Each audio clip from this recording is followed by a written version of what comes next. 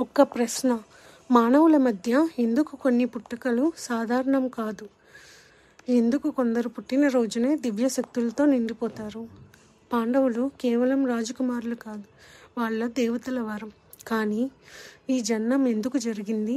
వారి జన్మ వెనుక ఏ మంత్రం ఉంది? కుంతి పొందిన వరం ఎలా 5 మహాబలులు అయింది? ఈరోజు పాండవుల దివ్య పుట్టుక వెనుక ఉన్న అసలు రహస్యం వినేద్దాం. కుంతికి దుర్వాస మహర్షి ఇచ్చిన ఆ మంత్రం ఇంకా ఆమె హృదయంలో ఉంది. కానీ కర్ణుడి జననం తర్వాత ఆమె మంత్రం శక్తి ఎంత ప్రమాదకరమో తెలుసుకుంది. కాలం గడిచింది. కుంతి వివాహం జరిగింది. హస్తినాపుర రాజకుమారుడు ధైర్యవంతుడు పాండుతో. పాండు ధర్మం, నీతి, శౌర్యం 3 లక్షణాల సమ్మేళనం. కానీ ఒకరోజు అరణ్యంలో వేటకు వెళ్ళినప్పుడు అతను ఒక మహర్షిని మరియు అతని భార్యను జింకలు అనుకొని బాణంతో హతమార్చాడు.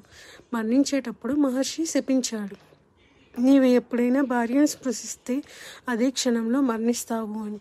ఈ శాపం పాండవుణ్ణి భయపెట్టింది. రాజ్యం పెద్దన్న ధృతరాష్ట్రుని చేతిలో ఇచ్చి అరణ్యంలో వనవాసం మొదలుపెట్టాడు. కానీ కాలం గడిచే కొద్దీ పాండు హృదయంలో ఒక బాధ పెరుగుతూ వచ్చింది. ఎవరు నా వారసులు? నా సింహాసనాన్ని ఎవరు ధరిస్తారు అని. ఆ బాధతో ఒక రాత్రి అగ్నిగుండ దగ్గర కూర్చొని కుంతి చేతిని పట్టుకొని అన్నాడు, కుంతి, నీ దగ్గర ఒక అద్భుతమైన వరం ఉందని నాకు తెలుసు. ఆ వరాన్ని ఉపయోగించి దేవతలను పిలిచే సమయం వచ్చింది. కుంతి మొదట భయపడ్డది.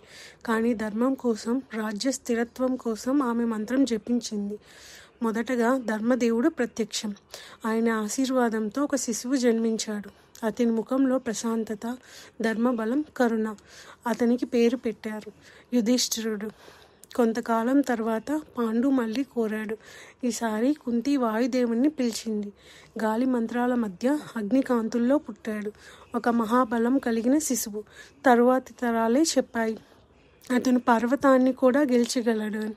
అతనికి పేరు భీముడు. మూడోసారి పాండు కళ్ళల్లో ఆకాంక్ష, హృదయంలో ఆర్తి. కుంతి మళ్ళీ మంత్రం జపించింది. ఈసారి ఆకాశం పాడింది. దేవతలు పుష్పాలు వర్షించారు. అద్భుత దీప్తితో ప్రత్యక్షమైనాడు ఇంద్రుడు. ఆయన ఆశీర్వాదంతో పుట్టాడు పుత్రుడు కాదు, యుద్ధ దేవుడు లాంటి మహావీరుడు. అతను అర్జునుడు. ఈ సమయంలో పాండు రెండవ భార్య మాద్రి కుంతి వరాన్ని కోరింది. కుంతి మంచితనంతో మంత్రం ఆమెకు నేర్పింది.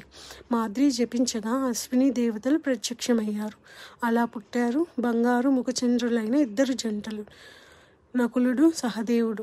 ఇలా ఈ 5గురు కేవలం మనుషులు కాదు, వాళ్ళ దేవతల ప్రసాదం, ధర్మానికి పుట్టిన యోధులు, భారతదేశం భవిష్యత్తును మార్చడానికి పంపబడినవారు.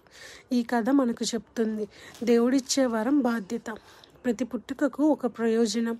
నిజమైన శక్తి ధర్మం, ధైర్యం, ప్రేమ. పాండవుల పుట్టుక యాదృచ్ఛికం కాదు, అది అదృష్టం కాదు, విధి. పాండవులు పెద్దయ్యాక ఎవరు వారిని మొదటిసారి పరీక్షించారు?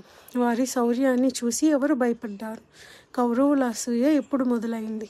తర్వాతి ఎపిసోడ్లో తెలుసుకుందాం.